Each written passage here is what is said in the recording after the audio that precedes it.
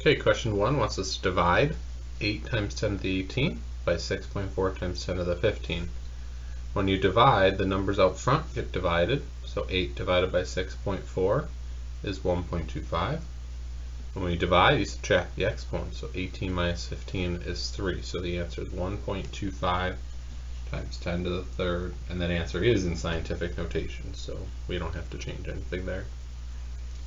Question 2 wants us to multiply, so 3.2 times 10 to the 16 by 2.5 times 10 to the 14.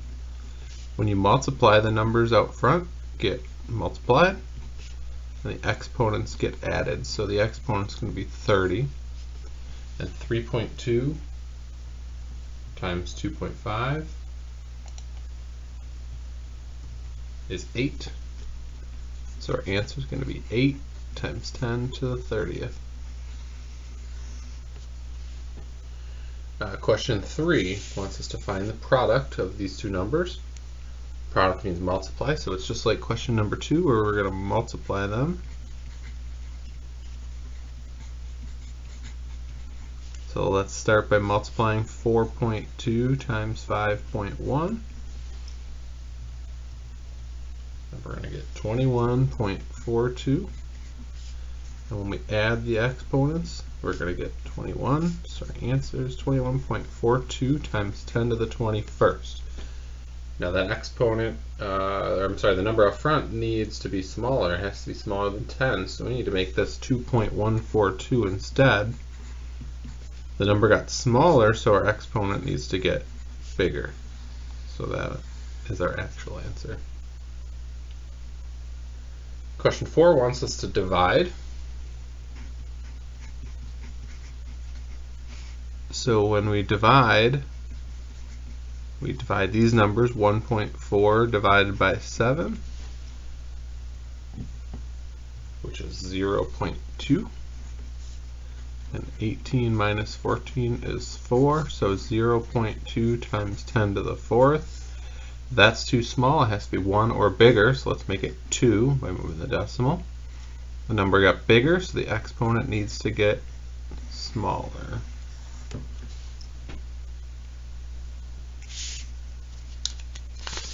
Question 5 wants us to multiply, so let's multiply these two numbers. So 8.3 times 2.5 is 20.75. 18 plus 12 is 30. Now that would be our answer, except that number out front is too big. So let's make it 2.075. Number got smaller here, so the exponent needs to get bigger.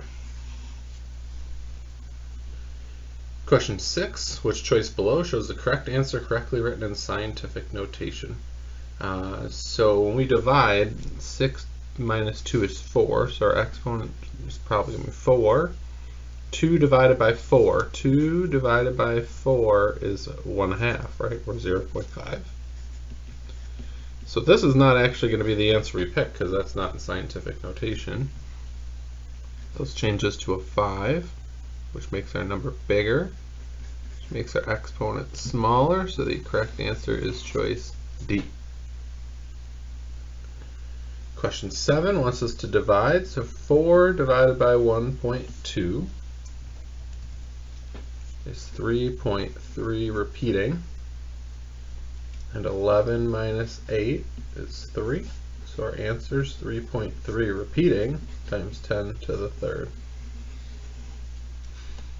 Question 8 says determine the product.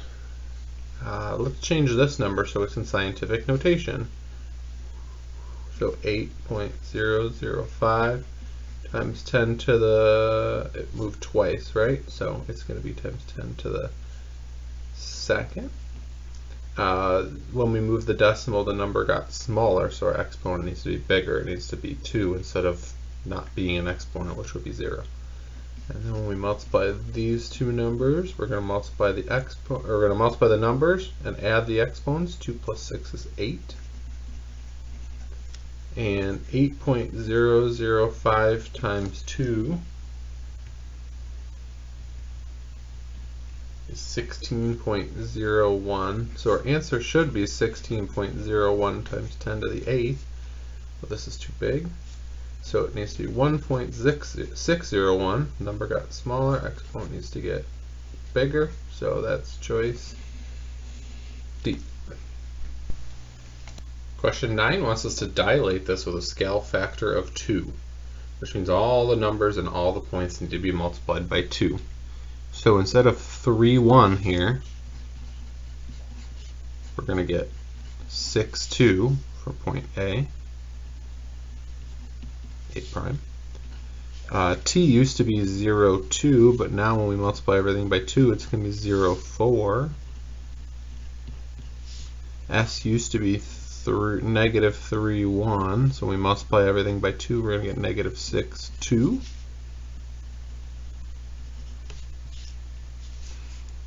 E used to be negative 1, negative 2. When we multiply everything here by 2, we're going to get negative 2, negative 4. And L used to be 1, negative 2, so instead of that, it's going to be 2, negative 4. Alright, there's our new shape. If we connect them with a ruler, end up with a shape that's twice as big as the original.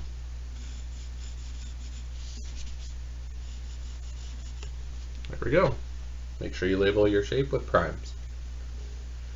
Question 10. What line did L, K, J, N, M reflect across to transform into L prime, J prime, N prime, whatever? So they want to know, what did this line reflect?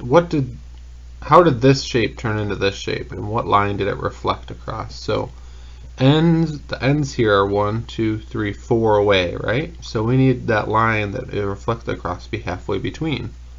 So the line is halfway between right there. That line hit the x-axis at 1, so it reflected across x equals 1.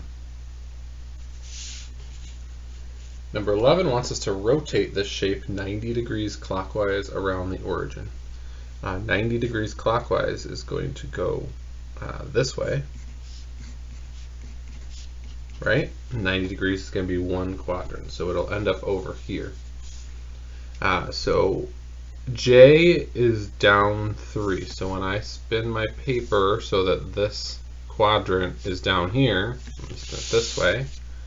Now I'm going to go down 3 and make J prime. This point is over 2, down 2. So when I spin my paper, over 2, down 2, that's I. This point is over 2, down 3. Over 2, down 3. This point is over 3, down 4. Over 3, down 4. That is G. And F is over 1, down 4. Over 1, down 4. F. If we connect those in the same order, J, I, H, G, F, J, I, H, G, F, we end up with a shape that's spun 90 degrees. Question 12 wants us to plot that triangle after a dilation of a scale factor of 1/2. So it's only asking for the new triangle. We don't have to plot this one unless we want. If you plot it, it's fine, but we don't have to. So we need to plot the new triangle, which means we need to multiply all of these numbers by 2, which I have done. So now let's plot all those. 4, negative 2. A prime, negative 2, negative 6, B prime, and 0, 4, C prime. Let's see if I can connect this without a ruler. Don't tell anyone. Okay, there's our shape plotted after a dilation with a scale factor of 2. Question 13 wants us to plot that triangle, then translate it to the left 4 and up 3. Okay. So there's A, there's B, there's C, and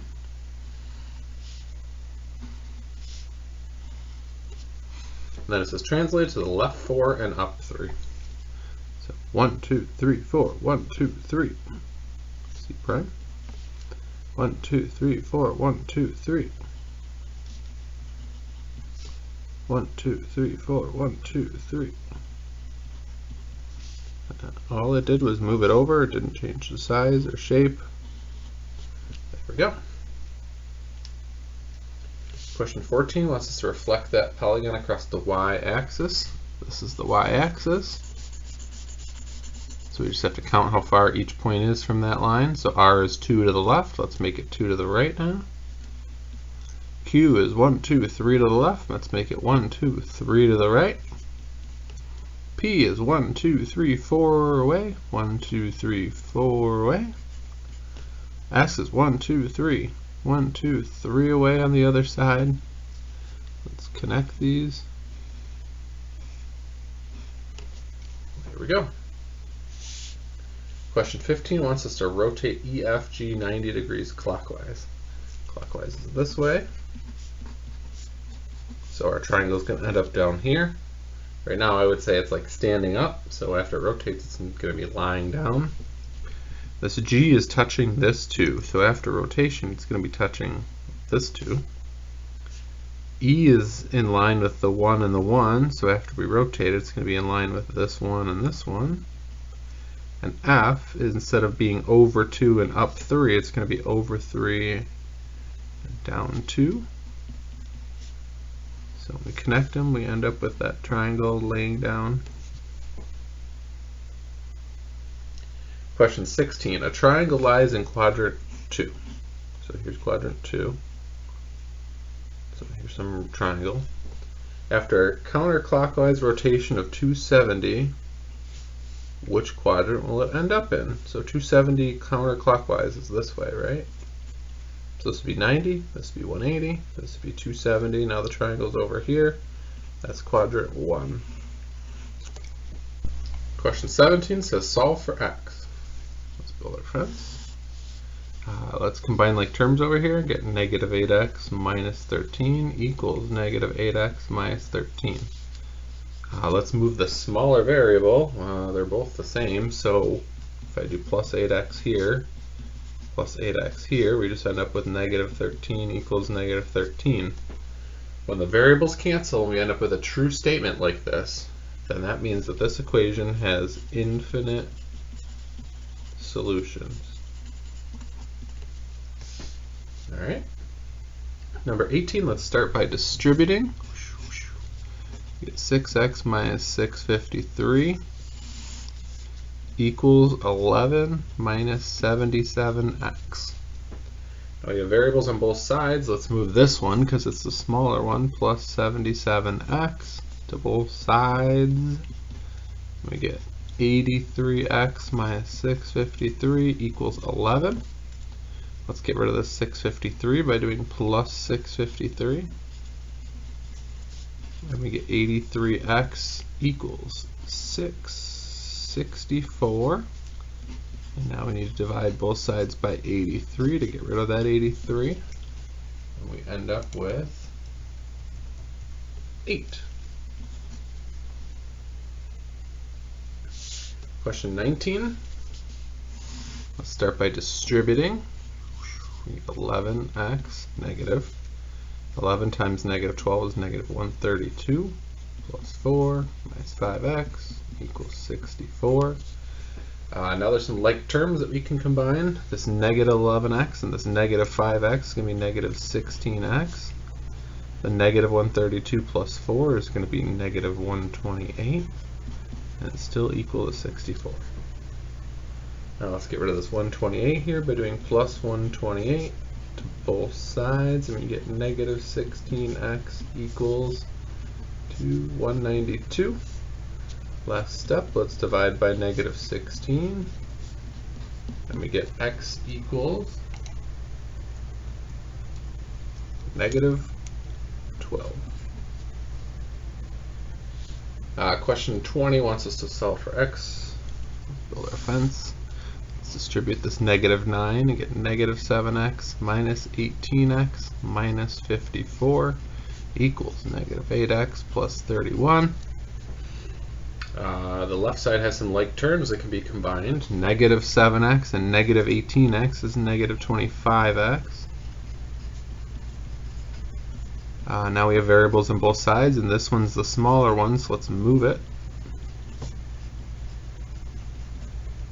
And we get negative 54 equals 25 minus 8 is 17x plus 31. Let's get that 31 to go away, minus 31 to both sides. We get negative 85 equals 17x. Last step, divide by 17. We get x equals, I believe that's negative 5.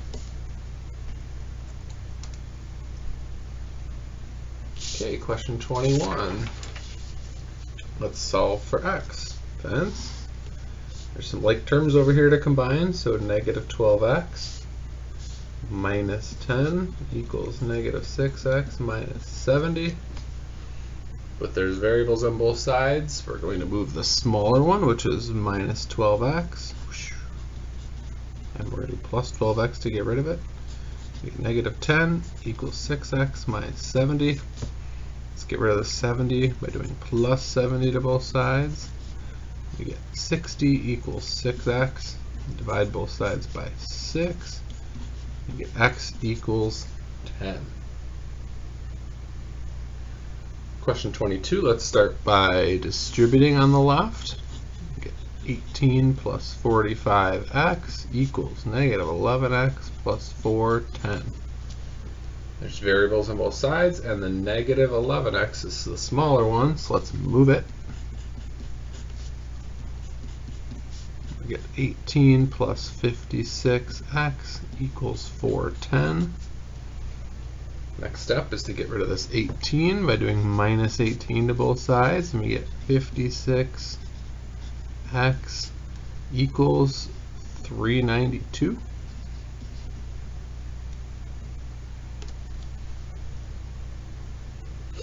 Last step, divide by 56. And we get x equals 7.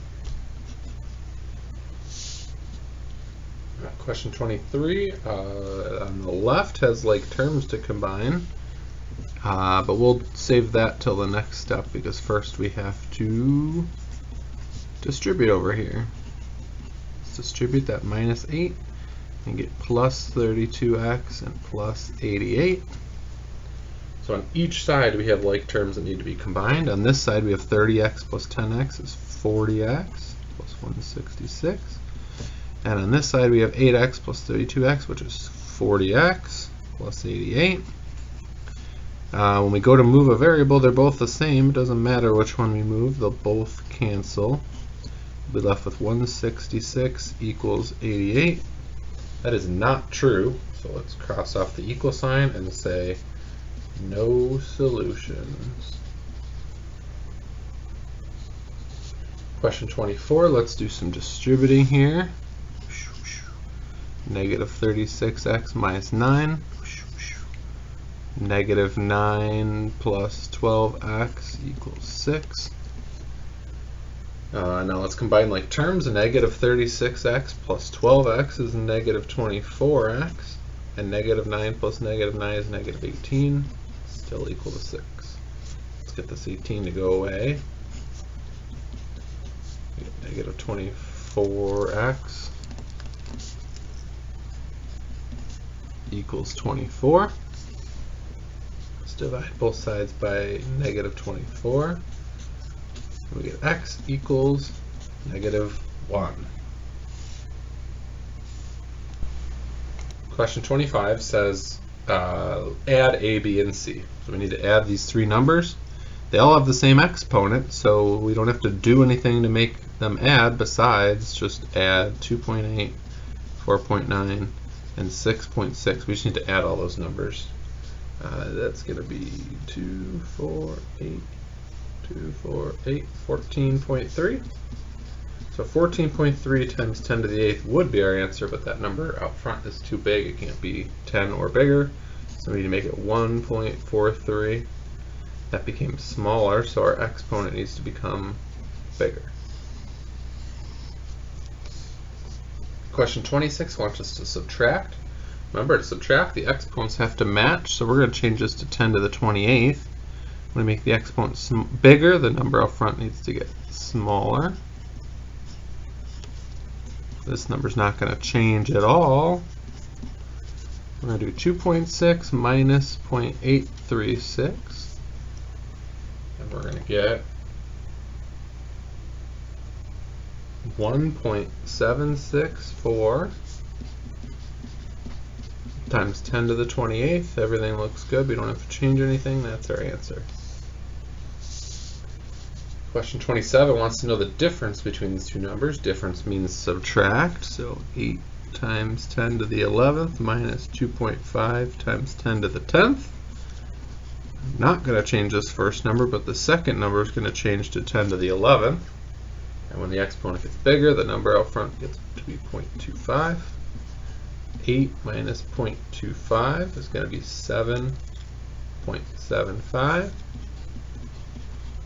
And the 10 to the 11th just gets brought on down. Question 28 wants us to add. Let's change this to be 10 to the 24th.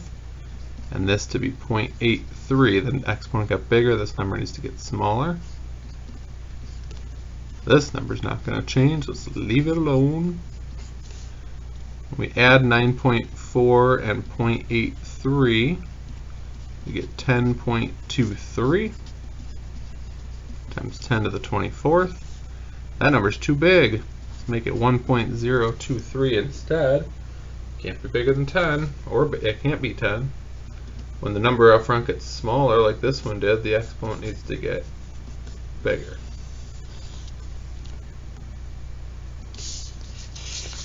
Question 29. We need to write the sum of these two numbers. Sum means add. So let's add these two numbers. Let's change the 17 to a 19, which will change this to be a 0.063, right? We move it twice. We need to add a 0 there. So now that the exponents match, let's add 8.25 and 0.063. And we add those up. Right, 8.313 times 10 to the 19th. Number 30 wants us to subtract this by this, so that's the order we're going to do it. Remember, sometimes subtraction, the order changes based on the wording they say, but in this case it doesn't.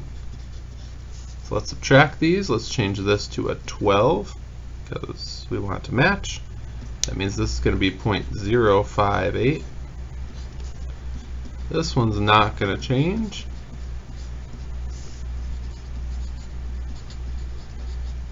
When we subtract 5.8 minus 0.058, we get 5.742 times 10 to the 12th. Question 31 wants us to subtract. Oh, it says subtract, but then there's an adding sign. Whoops. So what I'm going to do is I'll do both of them. Let's add it first. Let's change this to a 20. This to a 0.93. Let's add these 1.2 and 0.93 to add them.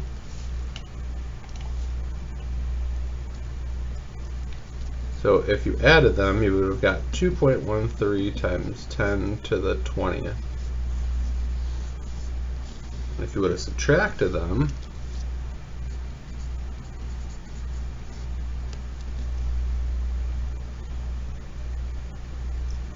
get 0.27 times 10 to the 20th, which is not in scientific notation, so we're going to change this to be 2.7. The number got bigger, the exponent needs to get smaller. So if you added, you'd get that answer, and if you subtracted, you'd get that answer. Whoops. Sorry about that. Question 32 wants us to add these because it says to find the sum.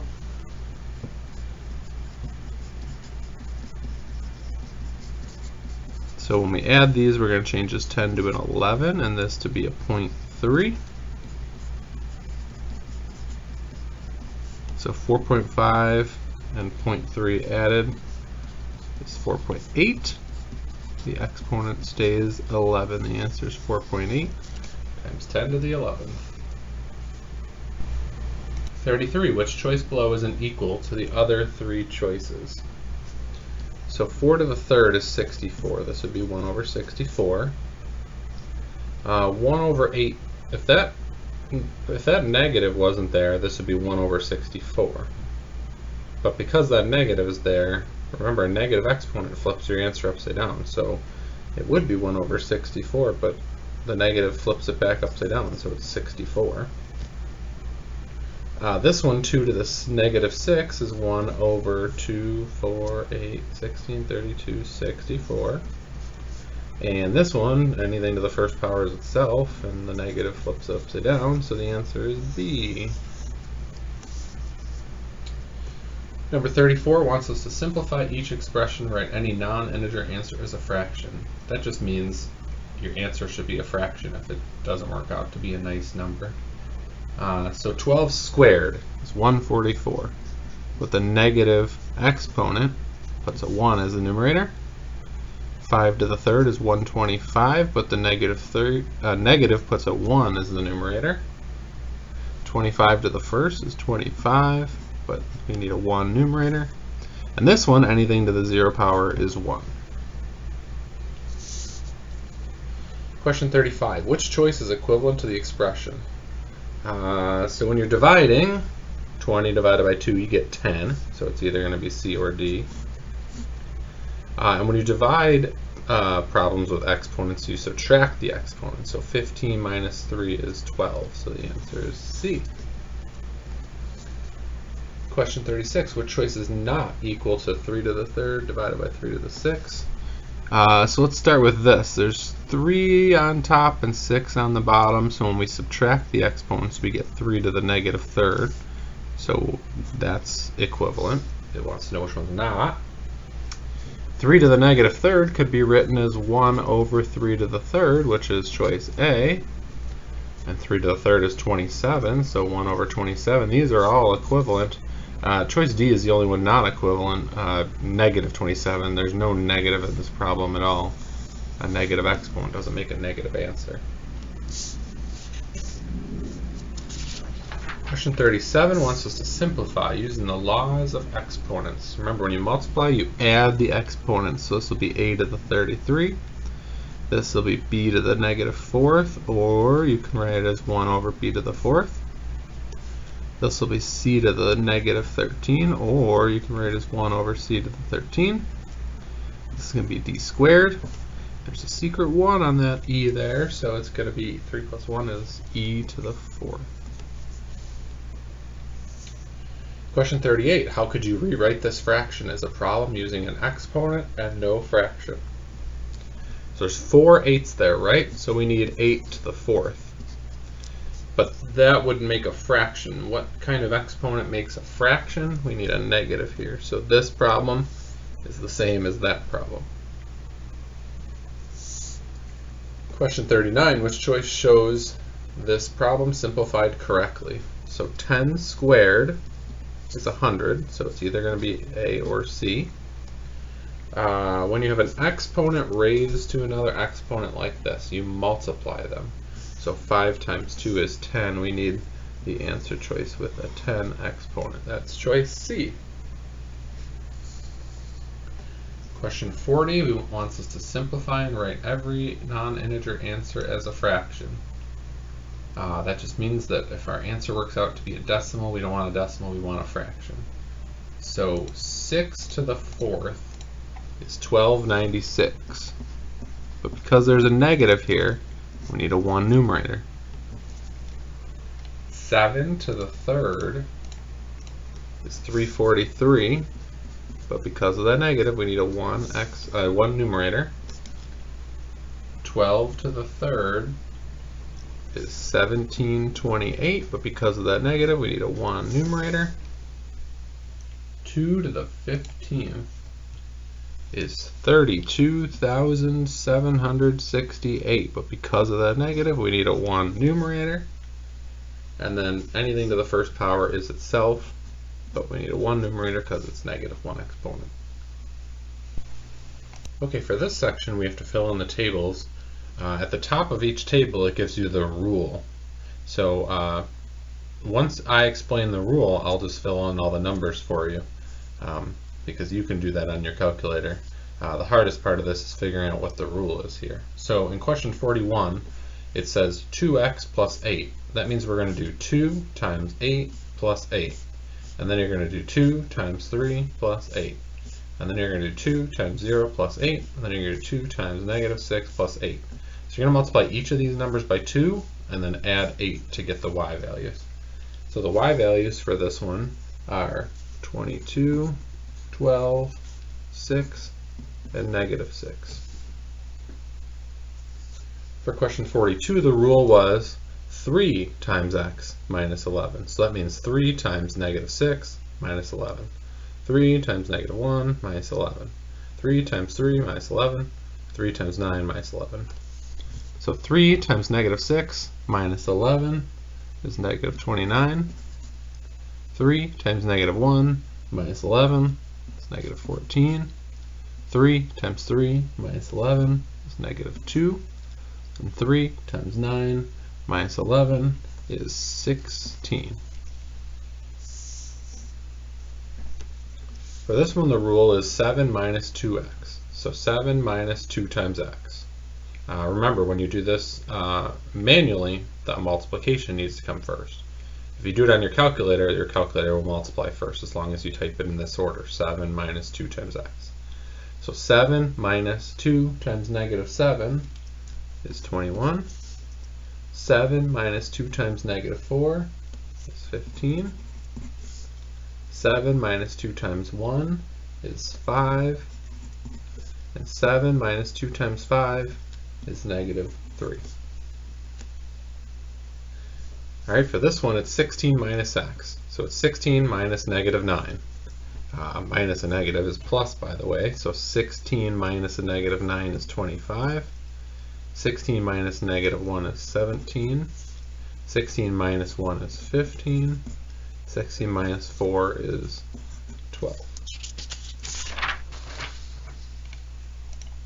Okay, for this next page, this rule says 2 times x plus 4. So since there's parentheses here, you have to add 4 to all these numbers first, and then double it. That's what the times 2 is. Alright, so -6 plus 4 is -2 times 2, -4. -1 plus 4 is 3. 3 times 2 is 6. 3 plus 4 is 7. 7 times 2 is 14. 9 plus 4 is 13. 13 times 2 is 26. For question 46, the rule says take the absolute value of x, then subtract 5. Absolute value is taking any number that you're given and making it positive. So if it's negative, it becomes positive. If it's already positive, it just stays positive. So this number positive is 8. 8 minus 5 is 3. This number positive is 2. 2 minus 5 is -3. This number positive is 4. 4 minus 5 is -1. And 7 positive is 7. 7 minus 5 is 2. Questions 47 and 48. These are both non-linear. And so was question 46. These are all non-linear. That means when we go to graph these, they won't make a straight line. That's not important now, but it'll become important in a couple weeks when we learn that. Question 47, you're multiplying the x they gave you by the x they gave you plus 1. So in this case, you're going to multiply -9 times -8 because you're taking the number times the number itself plus 1. So this will be 72. This one's the number they gave you times the number they gave you plus 1, which is 0, so 0. This is the number they gave you times the number they gave you plus 1, which is 2, so 2. The number they gave you times the number they gave you plus 1, so 4 times 5 is 20. Okay, and then question 48 wants you to do 12 divided by whatever number I gave you. So 12 divided by 2, 6. 12 divided by -6 is -2. 12 divided by 4 is 3. And 12 divided by -1 is -12.